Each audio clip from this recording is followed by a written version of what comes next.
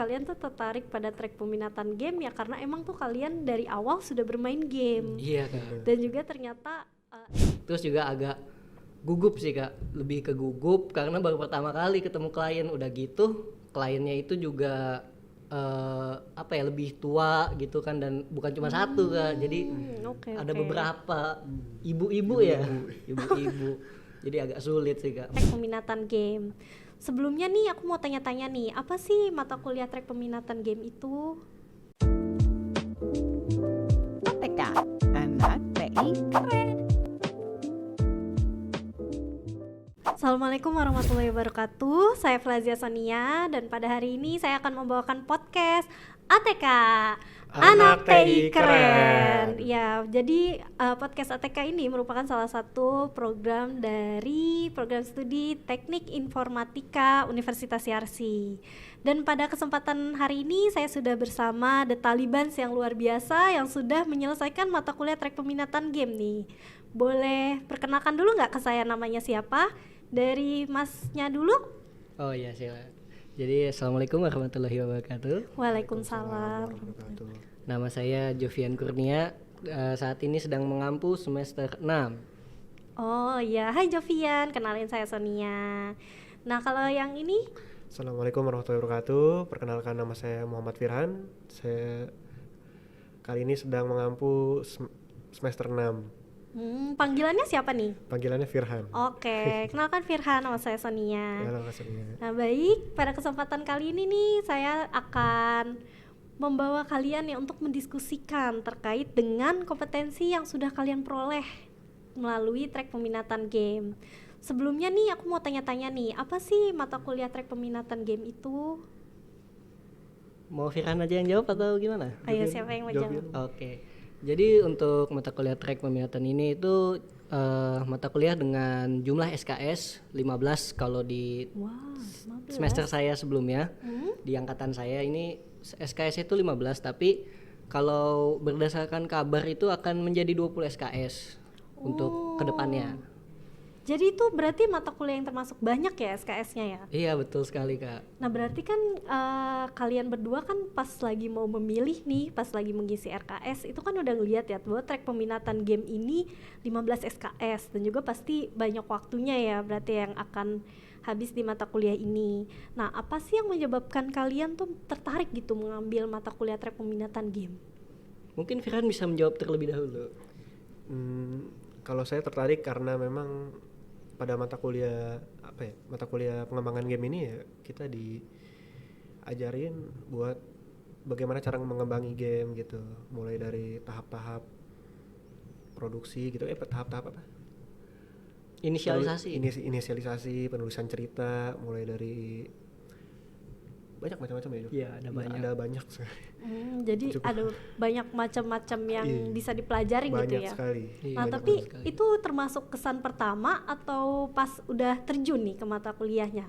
Kalian tahu kalau ini tuh tentang inisiasi, tentang game, terus juga pelajari tahap-tahap membuat game. Itu mungkin pas terjun. Lebih pas terjun. Pas terjun ya. Iya. Tapi pas kesan pertama nih, pas kalian mau ngambil track mata kuliah, track peminatan game itu apa sih yang nyebabin gitu kalian mau atau tertarik gitu pengen ngambil? Kalau pribadi sih bisa dibilang karena ada minat ya Kak. Jadi saya pengen bikin game. Jadi ngelihat wah ada track pengembangan game, akhirnya ngambil track itu. Jadi pengen ada niat gitu. Karena hobi juga sih Kak. Oh hobi, jadi iya. Kamu hobi main game gitu ya? Iya betul Kak. Oh jadi karena pas banget nih kamu suka game, terus juga ada nih mata kuliah track peminatan game dan kamu tertarik akhirnya kamu terjun gitu. Iya Kak betul. Kalau Firhan gimana? Kurang lebih sama. Kurang lebih sama. Suka main game juga.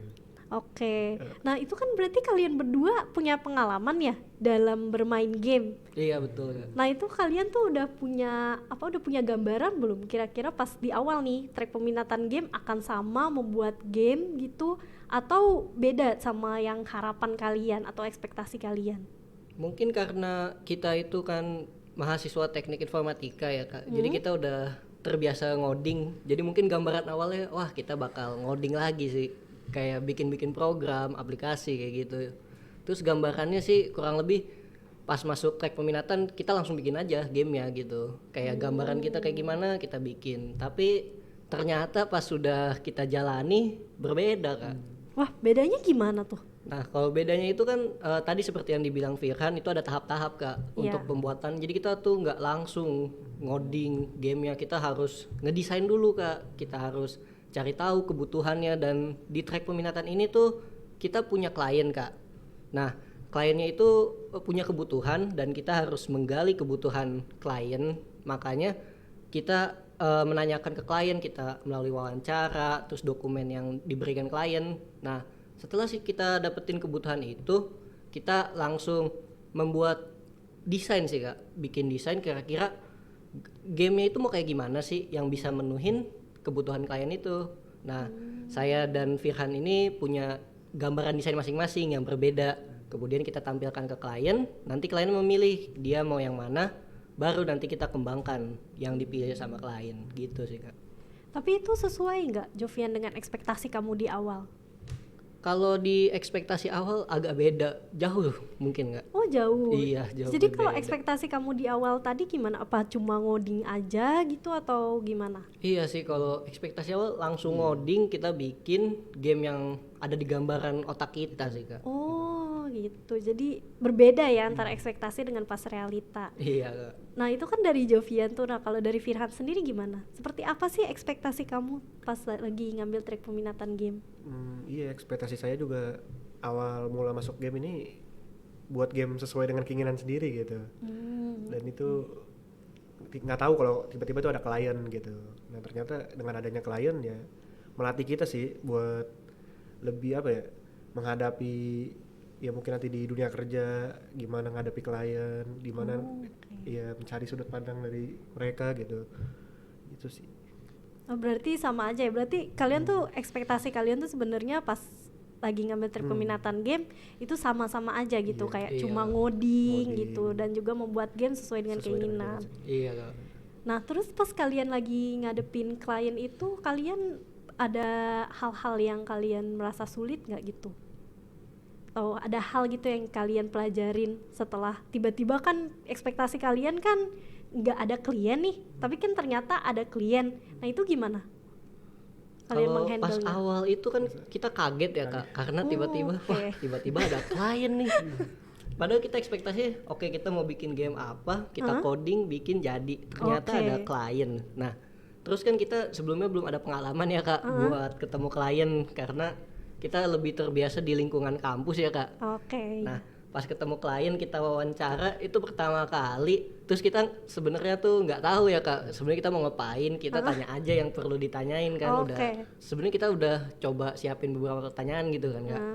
Terus juga agak gugup sih Kak, lebih ke gugup karena baru pertama kali ketemu klien, udah gitu kliennya itu juga apa ya lebih tua gitu kan, dan bukan cuma satu Kak, jadi Oke, ada oke. beberapa ibu-ibu ya, ibu-ibu. Jadi agak sulit sih Kak, makanya pas awal itu sulit sih Kak, ketika ketemu klien kita wawancara gitu sih Kak. Oke, nah kan kalian kan udah tahu nih pasti antara ekspektasi dan juga realita ternyata berbeda. Nah pas kalian berekspektasi nih pas masuk ke track peminatan game, itu kan pasti kan akan ada beberapa kompetensi nih yang kalian harap bisa kalian dapatkan pada saat di mata kuliah track peminatan game. Itu kira-kira ada nggak kompetensi-kompetensi yang kalian sudah harapkan gitu pas di awal masuk atau sebelum masuk ke track peminatan? Ada nggak kira-kira kompetensi? Ya, mungkin bisa buat game itu termasuk kompetensi. Iya. Oh berarti bisa buat game kan termasuk ini sih kalau saya mah. oh jadi So, bisa membuat game ya? Kepengenan buat bisa buat game gitu. Oke. Berarti kompetensi yang kalian harapkan adalah bisa membuat game. Iya sih kurang lebih Oke. seperti itu Kak. Nah pas pada saat kalian sudah masuk nih ke mata kuliah track peminatan game, ternyata ada nggak beberapa kompetensi lain yang kalian pelajarin gitu? Lumayan banyak ya. Ada apa ya, kayak soft skill, gimana cara berbicara, kayak public Oke. speaking, terus juga kita dapetin gimana caranya buat self regulation ya Kak. Jadi kayak buat menyelesaikan sebuah masalah itu kita ada alur yang perlu dilakukan agar mempermudah kita bisa mendapatkan konteks menyelesaikan masalahnya itu bagaimana. Dan juga dari hard skillnya itu juga kita dapat beberapa yang kalau dilihat itu dapat membantu untuk kedepannya sih Kak. Oke. Nah berarti bukan cuma kalian bisa membuat game ya, Iya, mas Kak. juga hard skill, tapi juga kalian juga belajar beberapa soft skill seperti public speaking sama self regulation. Iya, Nah Kak. self regulationnya itu sendiri bisa diceritain nggak gimana? Maksudnya self regulation itu dalam kemampuan self regulation yang dilatih di dalam track peminatan gamenya. Oh iya, jadi kalau di track peminatan itu kan kita ketemu klien. Nah, ketika kita ketemu klien kita melakukan wawancara Kak.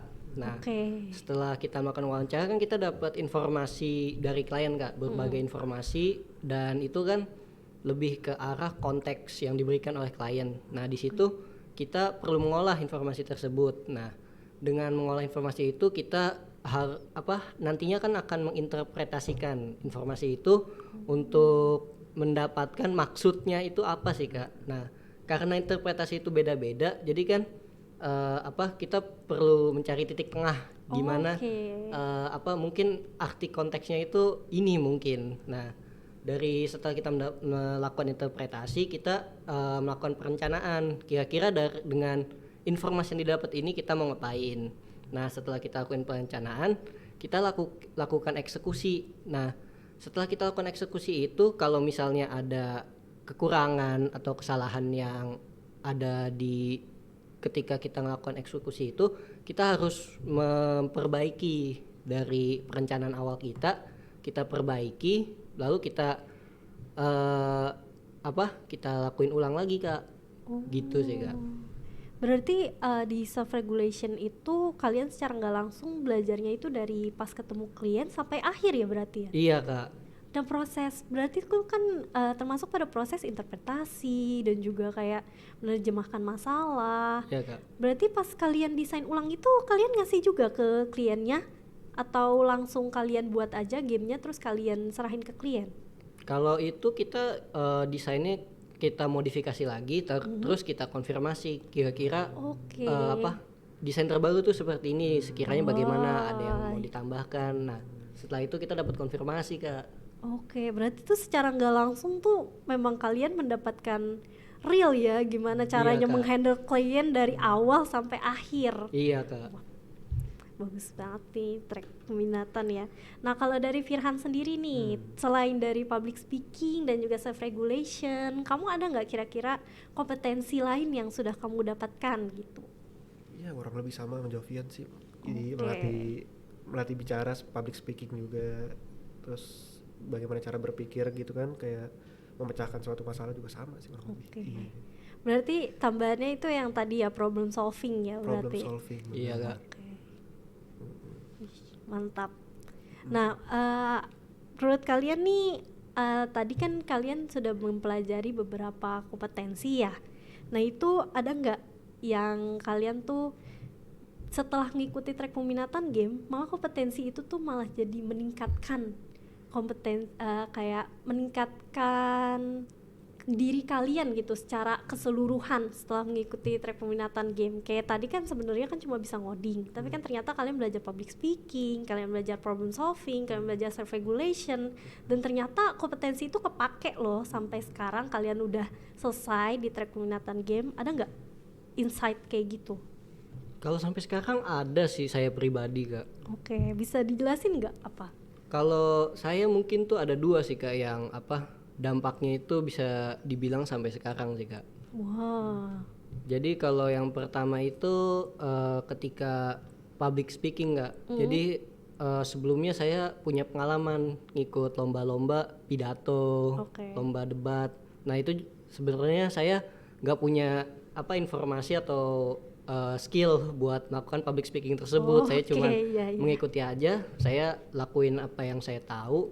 Nah dari situ saya sebenarnya belum ada niat Kak buat mengembangkan public speaking saya tuh. Nah terus pas ngikutin track peminatan itu saya baru tahu gimana caranya buat melakukan public speaking yang benar. Nah, di situ saya jadi lebih berkembang ketika berbicara di depan umum itu bagaimana, kemudian juga ketika melakukan presentasi itu bagaimana yang tepat dengan kondisinya saya lihat terus saya eksekusi Kak. Lalu yang kedua itu skill di ini sih ketika problem solving Kak. Jadi kalau saya itu tipe orangnya itu brute force Kak kalau nyelesain masalah. Saya kalau nyelesain masalah saya langsung saya cari tahu masalahnya apa, saya selesain dengan nggak punya alternatif penyelesaian Kak. Jadi kayak satu cara saya selesain masalah itu. Tapi kalau sekarang saya jadi melihat beberapa jalan lain untuk menyelesaikan masalah, karena kalau saya lihat sebenarnya ada yang lebih baik lagi untuk diselesaikan dan itu lebih efektif Kak daripada cara saya sebelumnya. Karena kalau dilihat sebenarnya cara brute force itu di dunia IT pun sebenarnya bukan sebuah solusi terbaik untuk menyelesaikan sebuah masalah. Lebih baik menggunakan lebih baik mempunyai alternatif lain daripada hanya bergantung di satu saja Kak. Gitu sih Kak. Berarti ini secara nggak langsung juga mata kuliah ini melatih kompetensi yang ternyata bisa dipakai di kehidupan sehari-hari ya Jovian ya. Iya betul Kak. Apalagi tadi mungkin yang problem solving, ternyata dalam menyelesaikan masalah nggak hanya yang tadi kamu bilang untuk kebiasaan kamu itu menggunakan brute force, dan sekarang udah nggak lagi, kamu udah mulai melihat ke berbagai cara ataupun berbagai opsi yang ada. Nah kalau dari Firhan sendiri ada nggak kira-kira kompetensi yang ternyata bisa dipakai nih sampai sekarang dan itu karena track peminatan game? Mungkin ini sih kompetensi untuk wawancara. Wawancara klien, dimana di mata kuliah ini sendiri mengajarkan buat mengulik suatu masalah yang ada pada narasumber atau mungkin lawan bicara gitu. Di gimana kita buat dia menceritakan semua yang dia pengen ceritakan gitu. Dimana kita menggali kita mencari informasi dari omongan tersebut, kan itu cukup melatih sih, cukup bisa membantu mungkin di masa depan nanti. Itu mungkin di sekarang ini mungkin nanti kepake dimana kalau lagi ngobrol. Kalau lagi ngobrol, kalau lagi mau nyari apa gitu nyari ya. Topik, iya. Karena diajarin di sini di mata kuliah ini. Jadi kalau di kamu sendiri kepakainya itu pas lagi wawancara ya, atau mungkin kalau lagi ngobrol gitu sama orang lain. Nyari topik juga termasuk ya ternyata. Iya Kak. Bener. Kalau gitu berarti tadi saya simpulkan dulu ya untuk podcast kali ini. Jadi kalian tuh tertarik pada track peminatan game ya karena emang tuh kalian dari awal sudah bermain game. Iya Kak. Dan juga ternyata ekspektasi kalian itu, kompetensi yang kalian pelajarin pada saat masuk track peminatan game itu tuh coding gitu, coding gimana caranya membuat game. Tapi ternyata ada juga loh kayak kompetensi-kompetensi lain yang kalian pelajarin kayak public speaking, terus juga self regulation, terus juga problem solving, yang ternyata itu meskipun ini hanya satu mata kuliah, tapi ternyata berdampak jangka panjang ya di kehidupan kalian sehari-hari kompetensinya. Kalau gitu terima kasih Firhan, Jovian untuk wawancara yang luar biasa ini. Nah, semoga kita bisa bertemu lagi pada sesi kedua. Amin. Pada podcast ATK Anak TI Keren.